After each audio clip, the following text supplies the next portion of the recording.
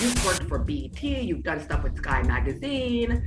So what other publications do you? I think in 2016, I just started taking pictures of myself, capture my style. Your work, I mean, honestly, like you really focus on what is your inspiration? What are the main inspirations for your art? I think my inspiration is small drop in yield, only minor dents that seem to spike capacity and higher equity investment.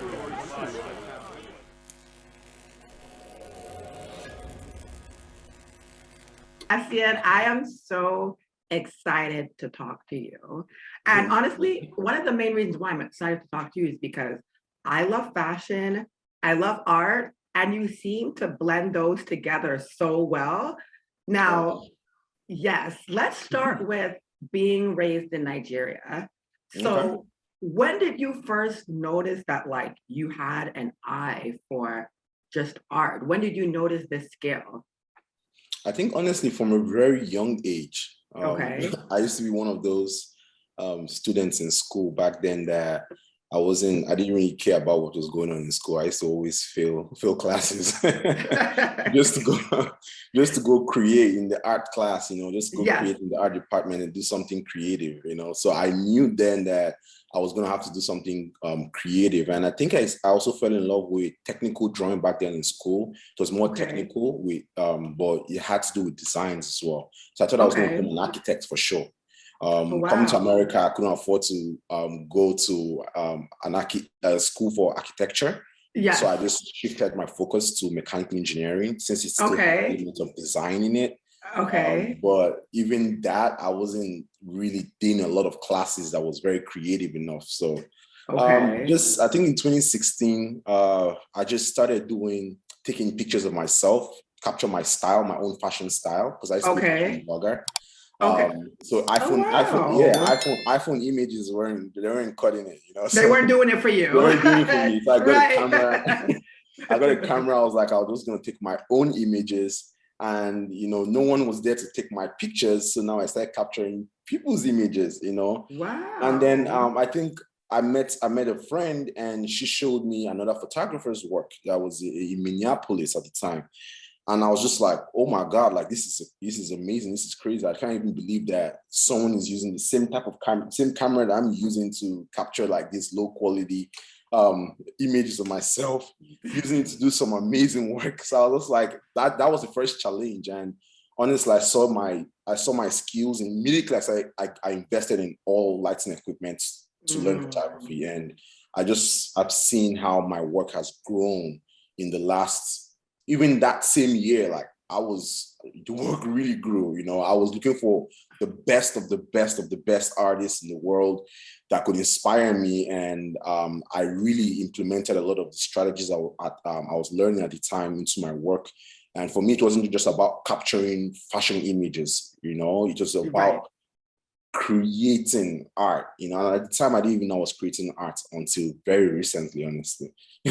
Wow. And you mentioned like being inspired by other artists. I'm going to get to that in a moment, but you did mention architecture and mechanical engineering. Now we know, I'm Nigerian. We know nice. that I'm Igbo, but listen, you're talking to a sister here. Okay? So we know how Nigerian parents are. Did you choose those two careers because it would still kind of go along that line that your parents wanted you to do, but it still had some drawing in it? It still had some art infused in it? Is that why you try to walk the line, so to say? Yes, so that was very important. I definitely couldn't do anything that was too artsy, Yes. As a matter of fact, like doing architecture, my dad was even concerned that with being an architect, I wasn't going to get the right jobs, because these days, like draftsmen that work with architects get the jobs. So they get the jobs, so that they don't pay the architects in Nigeria.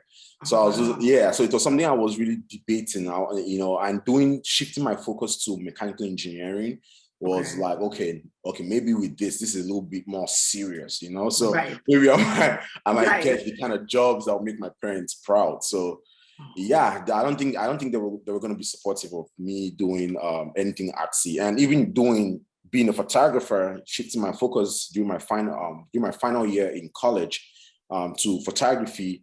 They were not super proud, and I don't think up till now, especially my dad, I don't think he's really seen my work yet to be as proud as I would love him to be about the work that I'm doing. Oh, they will be. They will be. 'Cause you are like literally climbing the ladder, and your work, I mean, honestly, like you really focus on the features. One thing I love is that you focus on our features, the lips, the eyes, everything, and you just use bold colors. Is there a reason why you choose these bold colors? Is that something that appeals to you, or do you just want to make it pop? Why these bold colors? Because it looks gorgeous and it looks amazing against this chocolate skin, beautiful layout. Why the colors that pop? Because you could go with another choice. Yes, honestly, like that's something that very fascinates me because it was never intentional. You know, when I started, when I was into fashion, I mean, I think I'm still into fashion, but when I was going hard with my fashion blog back then, I used to play with colors. You know, I'll be that guy that will go to class in the morning with colorful chinos, like maybe red chinos or green chinos, colors that no one dare wear, you know, like red, green, you know, blue. So you were that cool kid in school then. Okay. I mean, people may have thought of, but I would have wanted to be your friend if I was Nigerian. I saw you wearing what you were wearing. Yeah, and I attracted a lot of Nigerians. So Dad, I know you would have attracted my attention. Oh my God, that is amazing. So it just kind of the pop of color, the bold colors just always appeal to your senses. Yeah, so I think so. Yeah. Okay. So, and I noticed like one thing about you is that the photography and the art, what came first? Was it the drawing or was it the photography? Definitely not the photography. I think what came first was just an eye for being creative, you know, playing with my hands. You know, because back in the days, some of the projects I was involved with in school back in the days was creating a 3D model of my school. So I actually that was a project I did my final year in high school. Oh, so wow. we actually built like a layout of what my school looked like, you know, as a model, physical model, but we just used arts and crafts to kind of like paste things, you know. That was really like artsy back then, and it was amazing. It's beautiful. I still have the images on my Facebook because it was a great project. Everyone was happy that I was involved with the project, was happy to be a part of it. And I also did one for my house after I graduated. I did something for my the house I used to live in back home in Nigeria as well. And so coming out here and me shifting my focus to photography, I think it's just an extension of that. And I think even me being a photographer, I don't think I was ever satisfied being a photographer until maybe very recently when I started adding some of these CGI 3D techniques into my work. So it's almost like I'm beginning to fuse in a lot of the things that I grew up doing and begin to really bring it into my work. So technical drawing, for example, has a lot of the software that I try to use doing technical drawing back in the days was AutoCAD. And it's like a 3D CGI software. And back in the days, no one was talking about this. You know, no one, even architects. Yeah, it was a software, and even architects weren't using it. They weren't sophisticated enough to use those tools yet. You know, and it's crazy. Like those are the tools that I grew up using to playing around with, you know, to create my type of art that I was creating back then. You know, but right now I'm just so happy that I'm able to fuse in CGI techniques, you know, 3D techniques, and add photography to it, and just really create the kind of work that I'm creating. Wow. And it's interesting how like you mentioned that you just weren't really interested in school, but the whole time you had a skill that you were already teaching yourself. So what really is school? I mean, we're supposed to be learning something, and you're teaching yourself something that you are immensely, incredibly gifted at. So you were kind of forming your own school in a way. So that's, you know what I mean? Yes, I guess. Right. So, and I want to ask you, what type of artists, who have you been inspired by? Because when I look at your work, I think of Andy Warhol. Are you familiar with him? No. Andy Warhol is an artist that created something called pop art. And it was amazing. You've probably seen his work in very bright colors. And when I looked at your work, it made me think of Andy Warhol. And maybe let me see if I can actually. That's actually a name I'll probably put down. Maybe I could learn a thing or two.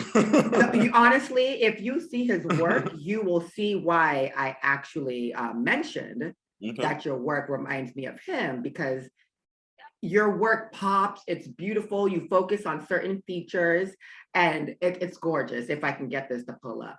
But I just wanted to tell you, like, literally, your work, I can see so many fashion magazines using it, so many blogs. You've worked for BT, you've done stuff with Sky Magazine.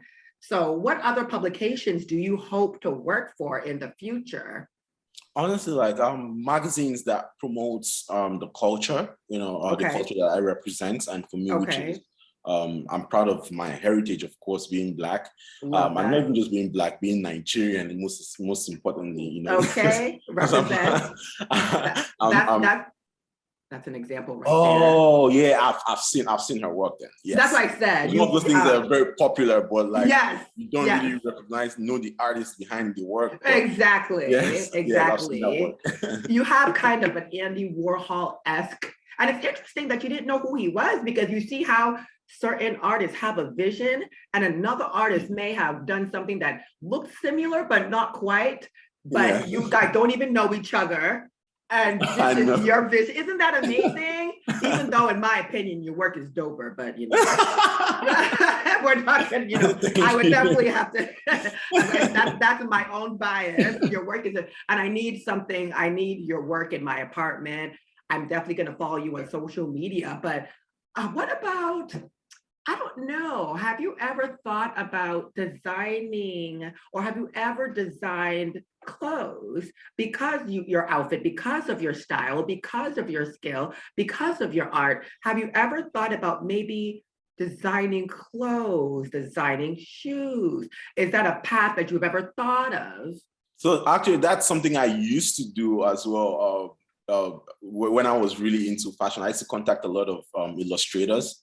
Back in the days, like that was like maybe 2012.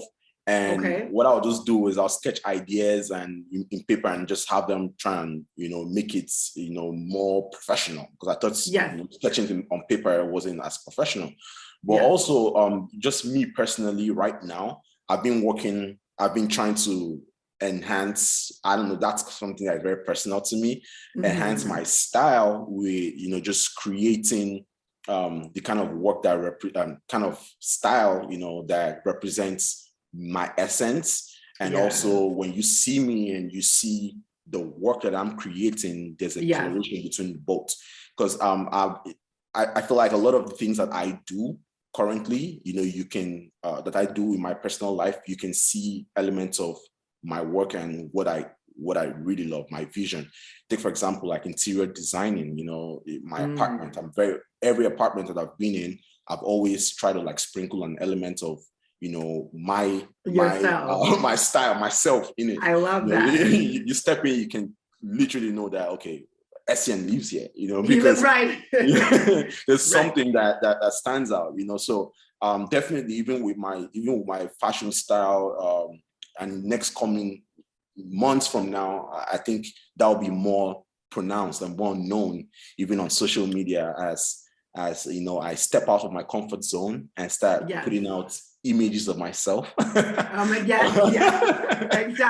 Okay. A lot of people don't get to see the artist behind the work. So absolutely, that's a good point.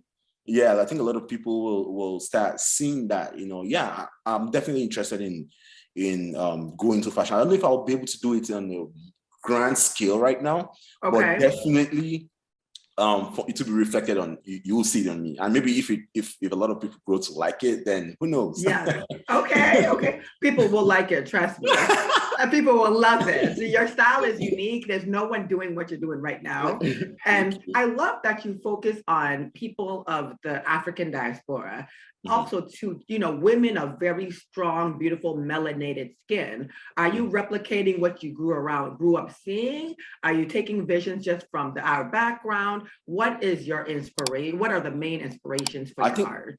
I think my inspiration is people around me. So when I started photography, I wanted to be on magazines, of course. And one of the magazines that I was looking at, they had images of people that did not look like me, or even look like people that were around me.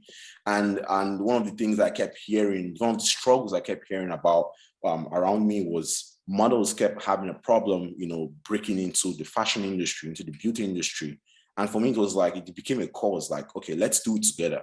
Okay, let's do it together. Like, let me capture the images, and I'll try and capture, even, let's look at this magazine and try and do way better than what this magazine did. So it was it was a challenge, right? Let me try and do something that will capture, like, will captivate this magazine, and they will look at you, you know. And, you know, I kept doing that, and honestly, like, I've seen a lot of the people that I worked with and grew with, I've seen them really grow and shine, like, and that gives me a lot of that gives me a lot of joy in my heart, honestly. But you're the man.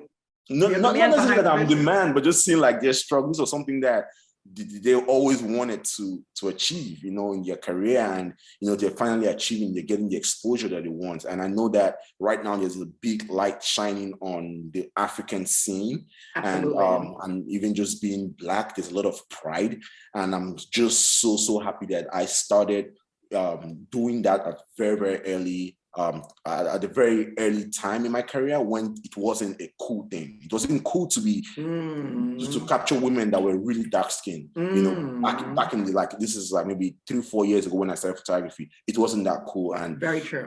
And I'm just glad that I was inspired by the people around me, and we've been able to grow together, and the scene is really changing. Yes. You know? and it's so interesting that you bring that up, because even growing up, and I modeled, a lot of the girls were white. Maybe it'd be me and one other girl, or maybe sometimes just me. And like you mentioned, they don't look like us. So what you were doing wasn't cool at the time, to do very dark skinned girls, make them beautiful, make them pop, make them gorgeous. So you're breaking barriers. And I want to thank you for focusing on our people, focusing on, because growing up, I did not see girls that looked like me on TV modeling. And now we have people like you who are just emphasizing our features, our lips, our eyes. And it's a beautiful thing to see. And I know I'm going to be seeing you in Vogue magazine. That's the goal. As long as we're on Vogue representing the culture, and I'm not just trying to just replicate what's already going on there. No. Then I'm for it. That's what I'm all about. And now diversity is a big thing. Diversity is a big thing now. I'm glad it is. I'm glad it is. You know, the spotlight is definitely shining right now. You know, yeah. Absolutely. Oh my goodness. And I wanted to ask you, because you were saying that your parents you said they didn't quite know what you were doing or understand what you were doing. When do you think, let's take your father, when do you think your father will be like, wow, my son did this.